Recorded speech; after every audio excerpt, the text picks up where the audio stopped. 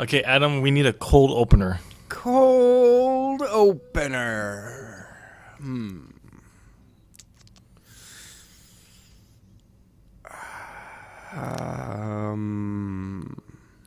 Adam, wake up. We're recording. We need this. Oh, I've got a great idea.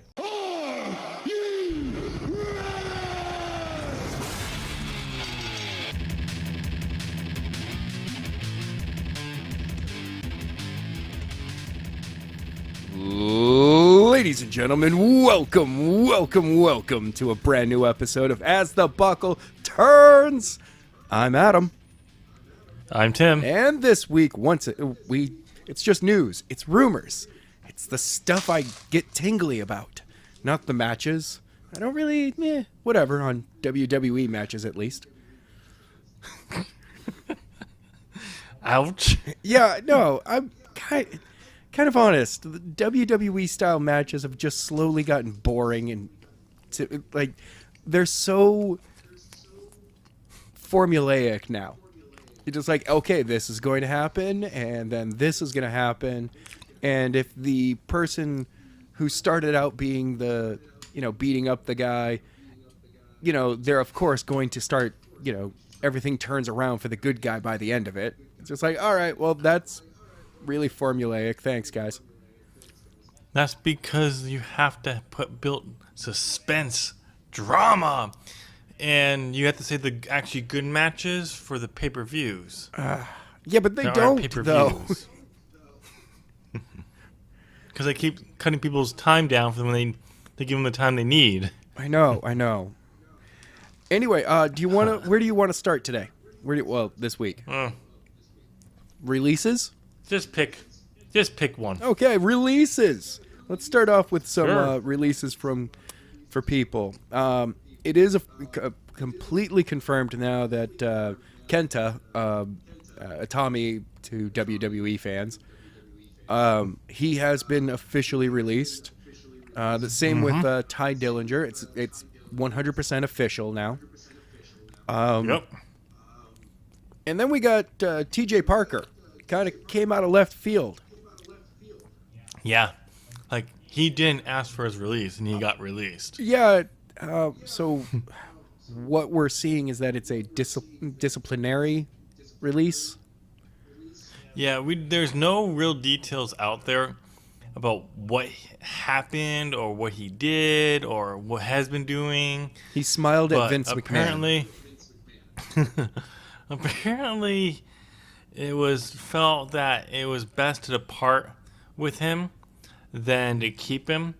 And having no creative ideas for him was not part of it, because people who don't have creative right now are still being held up to their contracts. Right.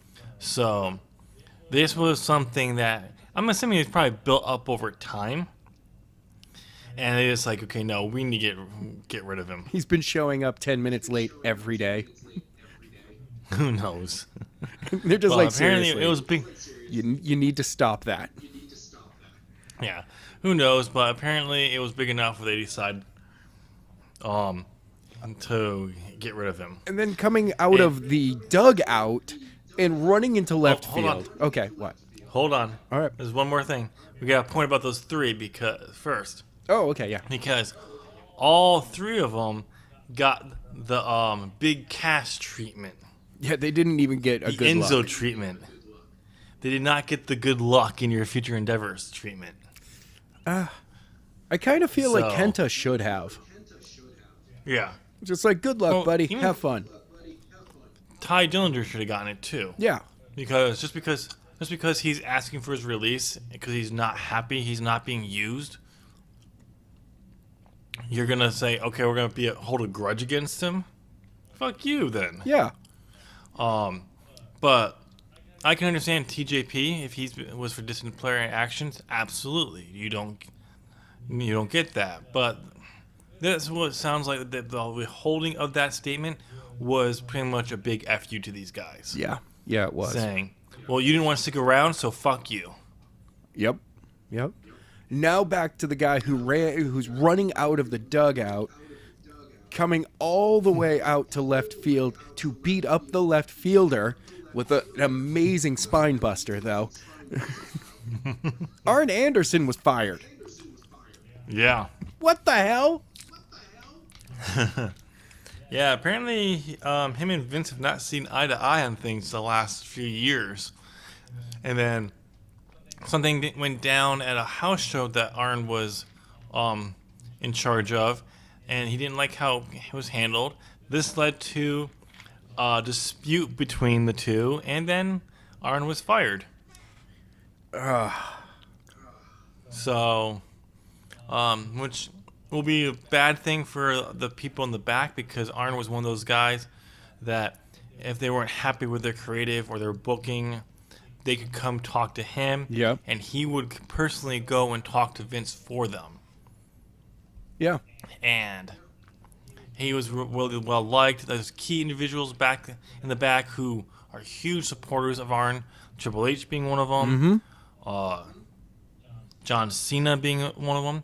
And I actually, Wrestling Inc. has it in their article that if Cena was still in a prominent role in WWE, it probably would have stopped the situation from getting to the point where this what happened, and Arn would probably not have gotten fired. Wow. Because that's how big, like, important, like, Cena sees Arn Anderson. Like, they're like, he, like, tells stories about Arn Anderson helping him out. Like he's huge on Arn Anderson. Nice. Nice. So, yeah. which is sucks. But, I mean, it's also brought up to question if some of the old guard producers they're going to be let go going forward as well, because they just had an influx of new producers with Jeff Jarrett, Abyss, Sunday Dunce, all have coming in, and there's apparently hiring more people as well. So if that's the case, these people who've been in producing roles for a very long time, Arn Anderson, 18 years, that's just WWE. Wait, does this mean that Kevin Dunn might get let go?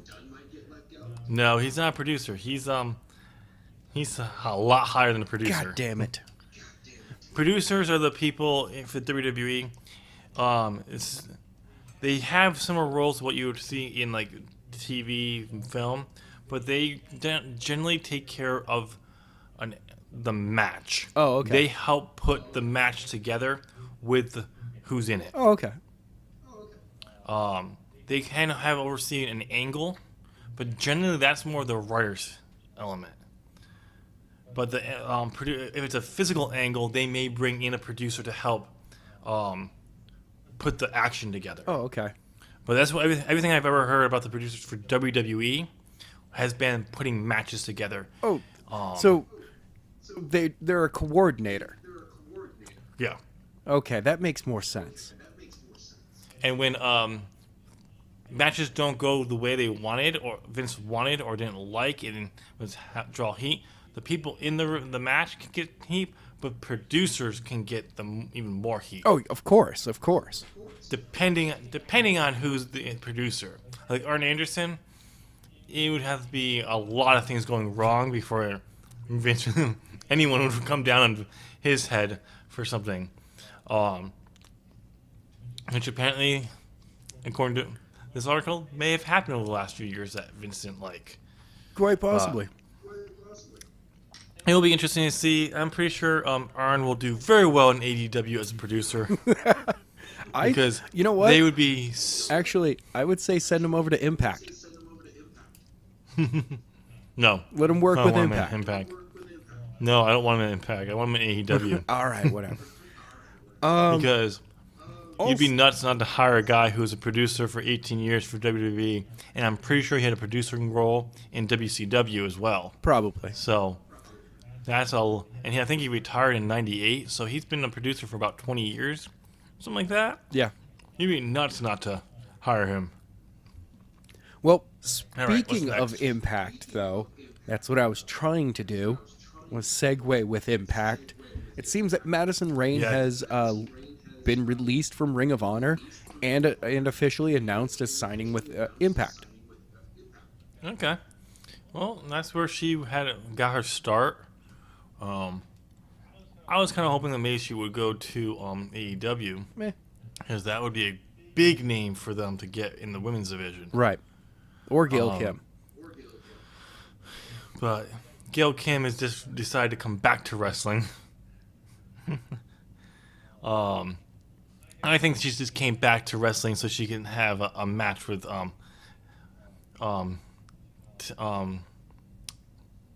why can I not think of her first name? Blanchard. Oh, Tessa Blanchard.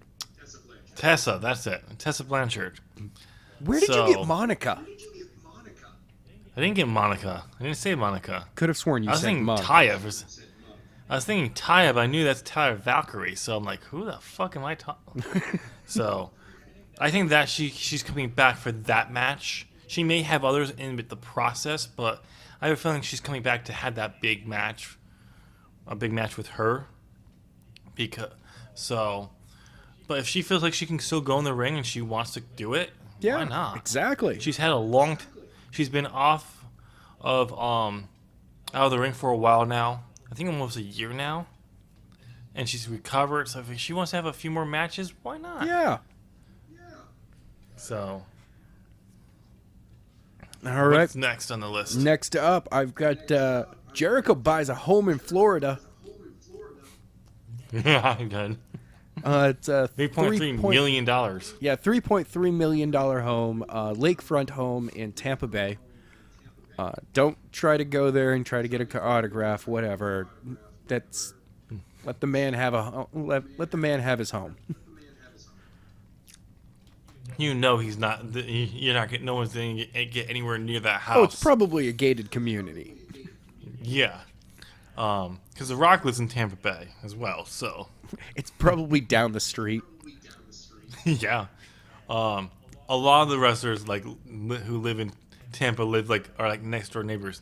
Does like The Rock? The last time does Cenas still have a home in Florida?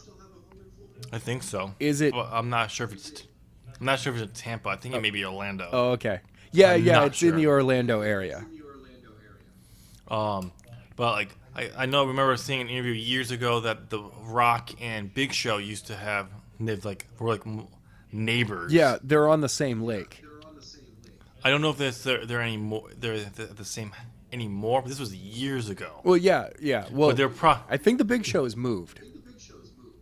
So have I. I think The Rock has moved to a different house too. Maybe. So who knows? But yeah, a lot of them are down that way. I can see them. I don't all, blame them. You know, Chris Jericho's like, no. You know what? I invited The Rock over to my house, and all of this AEW stuff happened. What? The Rock's in the background of all these an episode of Being the Elite. No one talks to him. He's just in the background over and over again. You're like, is that The Rock back there? It'd be funny, like, you come into Jericho's house, he gives a tour, and it's just AEW shit all over the place. Oh, yeah. And he's like, oh, this is not how it's normally going to be. The Rock's coming over in a few days. I'm trying to sell him on it. I really don't see The Rock, Dwayne Johnson, being part of AEW at all. Oh, no. That'd just be hilarious. That would be funny, though. He just shows up one day and he's like, what's up? I'm here as a producer, and that's it. Okay. I lost a bet to Jericho. I had to come in to produce something. So here I am. Oh, that would be awesome. You know how pissed Vince McMahon would be? Oh, losing Jericho and then The Rock? Oh, what would be worse is if the Undertaker and Austin both just did something with AEW, just a one-off. It was just being like, I lost everyone. The funny thing is, he'd be like, "How dare The Rock sign with the AEW?" Like, and Triple H's like, he's not actually working for them. He's producing something because he lost a bet. He signed with my competition. How dare? The PA in the corner is just like, we have to do this again. Hunter, yell at him. Yell at him. Shh, Shawn, be quiet. Be quiet. Shawn, shut up. Go back to the Performance Center. Yeah, he's like, all right. Now, this is something that definitely will be I mean, already the internet wrestling community is destroying WWE for making this decision. But Kofi Kingston has just been replaced by Kevin Owens for the match at Fastlane. Yep. Which is ironic because did they have Kevin Owens match? is a huge fan favorite. I know. Kevin Owens is a huge fan favorite too. I know. And they're exploding over this. Like, and the best part is, from what I've seen in comment sections regarding this, is that no one's blaming Kevin for it. No. Like, they're just straight up going, whoever made this decision is incredibly dumb, unless they're going to, this is meant to push, give Kevin heat and push Kofi as a face. See, here's the thing. The way it worked on SmackDown from everything I saw was because the promos he was giving kind of hinted that he was going to be a babyface when he came back. Now he's being put into a match by Vince McMahon, but he's not actually like a heel. Right. He wasn't acting like a heel. He acted more like Kevin Owens, but just not the over-the-top heel element that we've seen for the last several years. He then partners with Kofi to take on Rowan and Daniel and uses the Stone Cold Stunner to beat him. I saw that.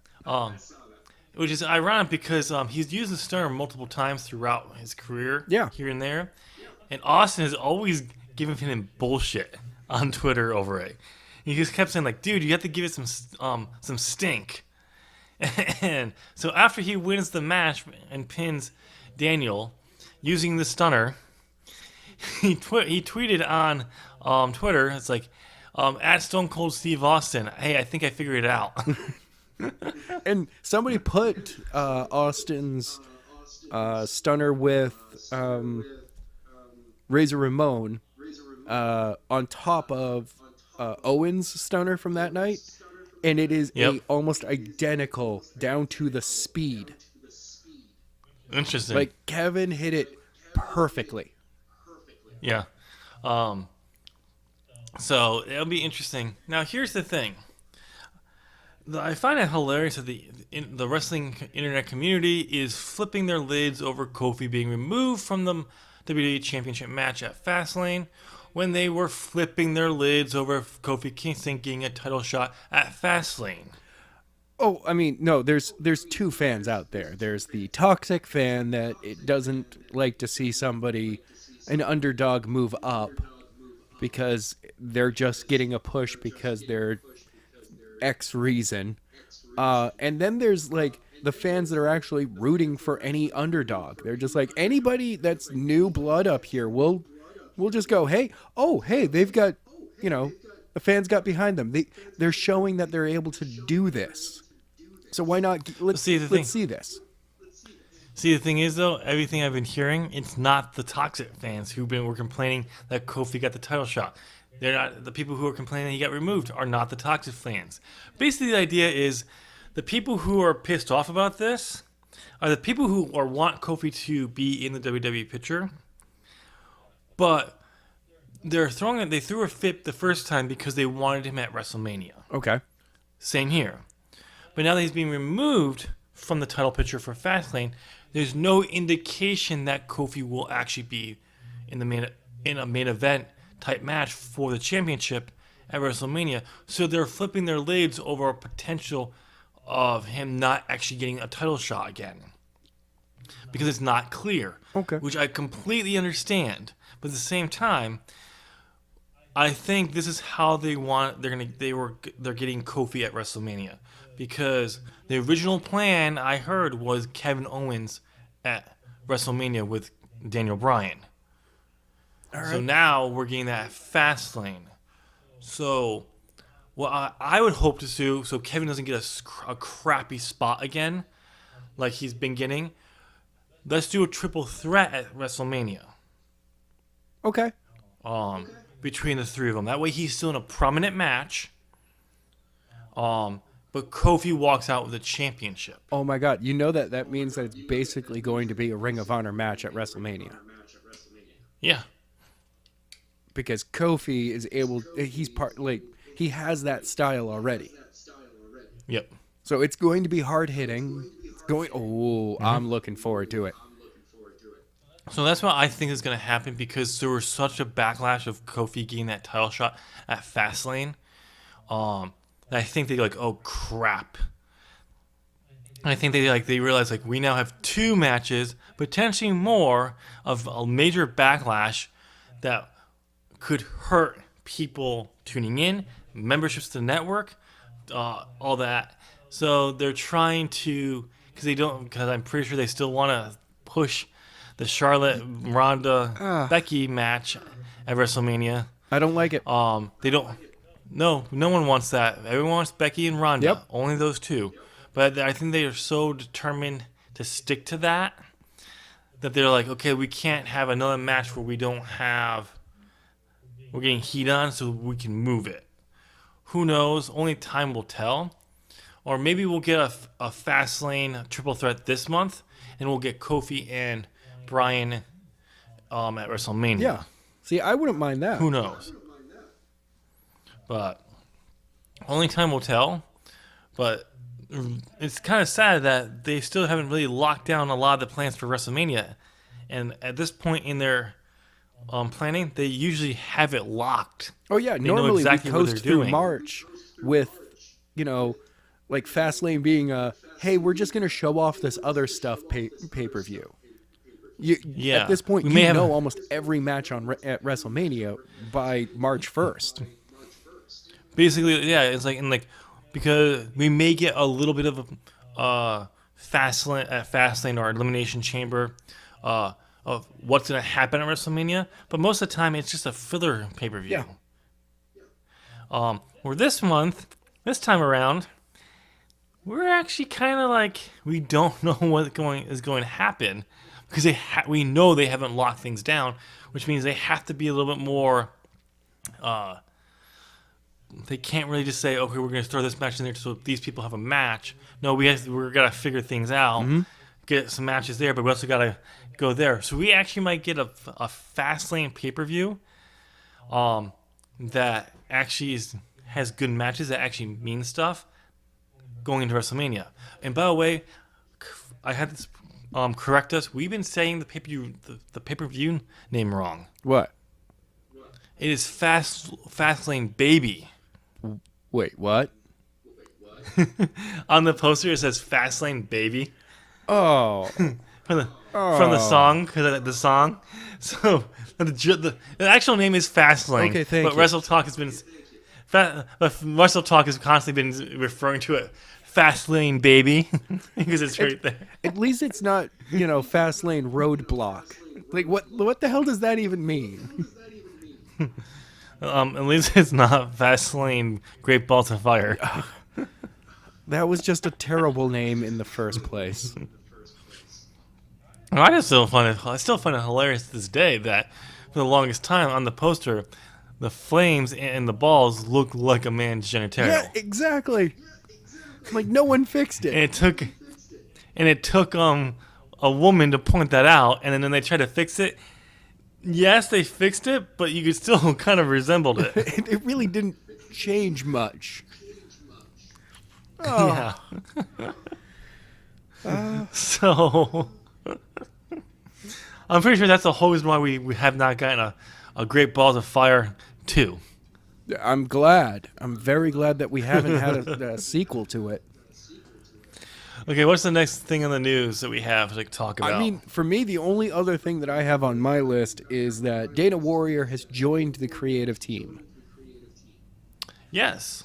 Dana Warrior, the wife of the Ultimate Warrior. Yep. Who's been an ambassador. So wait, was his first name Ultimate and his last name Warrior?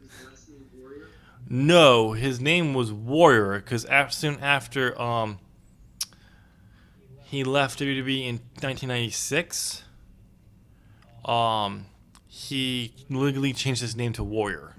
So he was like Cher and Madonna? Kind Bono? of like I think his real name was Jim Hellwig. Yeah.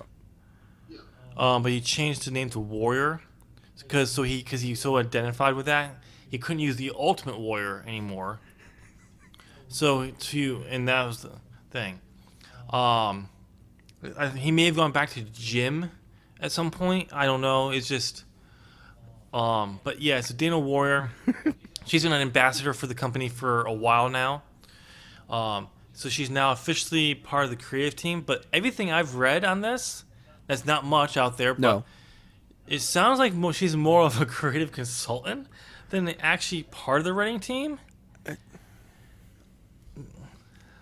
Because what I've seen was that they wanted someone to run ideas through, and you don't hire a writer to do that. You hire a creative consultant for stuff like that, and which would be a good step if we are correct in hypothesizing why she's the one doing it, because I've not heard of a single woman being on the writing team of WWE. Yes, I'm not counting Stephanie McMahon because while she is overseeing the creative team, she's technically not on the team. Right. She oversees it as well as a ton of other things, so she's not an official member of the team. No, she oversees creative in general. She's creative. She also does what Brandy Rhodes does. Right. So she has a huge element. So she's not officially part of the team, but that's her main job. So if you then hire someone like Dana Warrior as a consultant to run ideas to see how women will react to things, that's a great thing. And if she actually will be working in writing stuff on there, that's even better because you need women on there, especially if you're going to be writing for women and it's going to be a big step there. Right. It would help so much with some of the coming up with new ideas, storylines for your women who aren't in the title picture. Yeah. Because let's be honest, men aren't the best at writing for women. What? In WWE. No, I don't believe you. So, hopefully this will be a positive, and hopefully in the future we'll actually start getting more women coming in to the creative teams. Only time will tell. But we forgot to mention that the Honky Tonk Man is going into the Hall of Fame this year. Yeah. Totally forgot about that for a second. I saw that on the list when I was trying to find the thing about Arn Anderson earlier, and I kept mentioning to say it, but I was so busy trying to figure out that whole what happened between him and Vince that I kept forgetting to tell you. And there's also a rumor potentially that we may get the Hart Foundation in the Hall of Fame this year as well. Oh, DX and the Hart Foundation both going in at the same time would be a good thing. It would be, so from what I understand, it would just be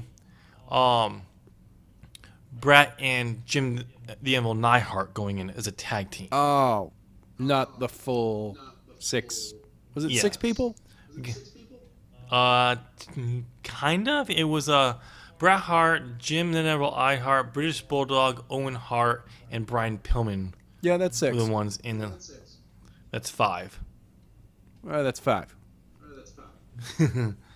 But I don't think they want to do the whole Hart Foundation as a stable because I think they want to wait until if they can ever get Owen.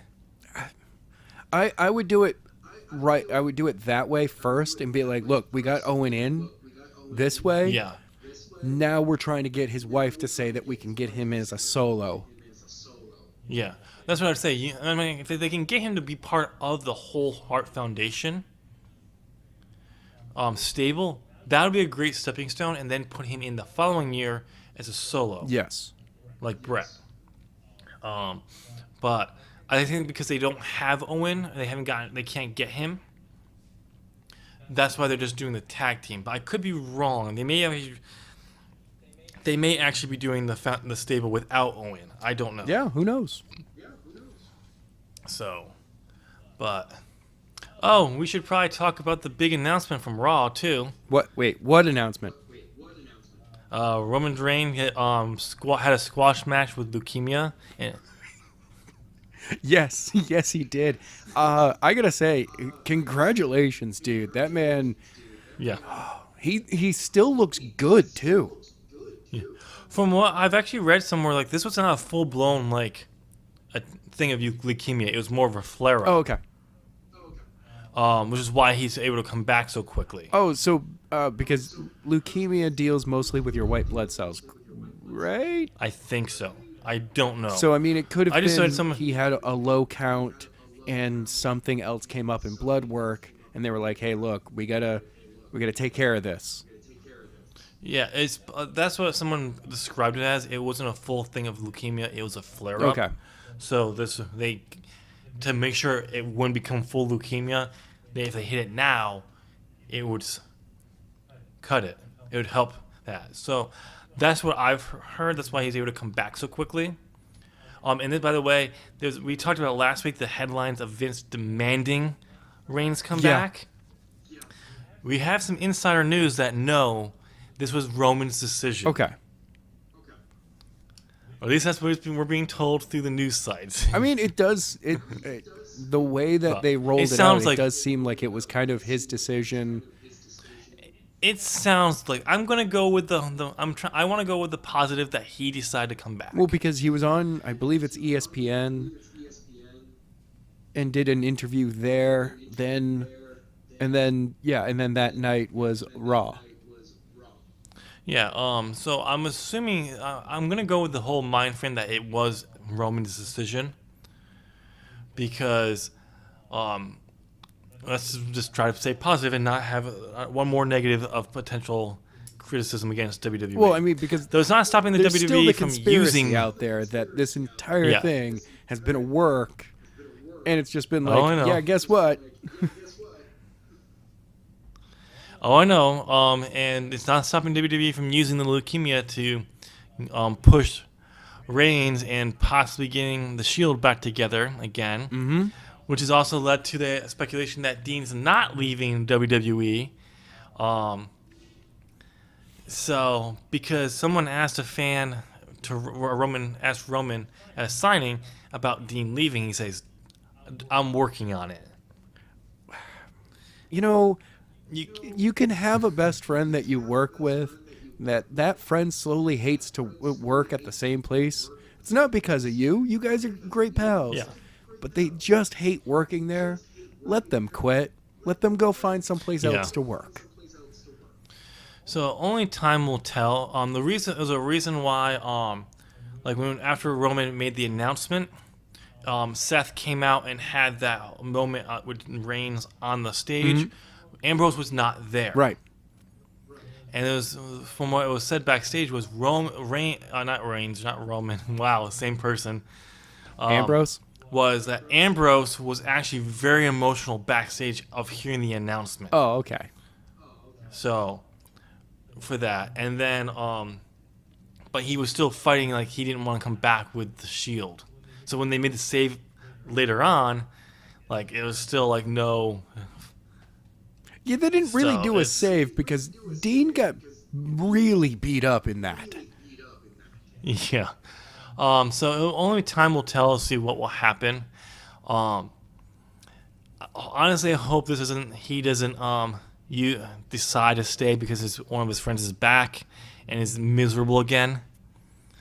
I don't blame him. If Roman can get it, so Vince will get Ambrose not hokey shit to deal with for the remainder of his next if he sends a new contract.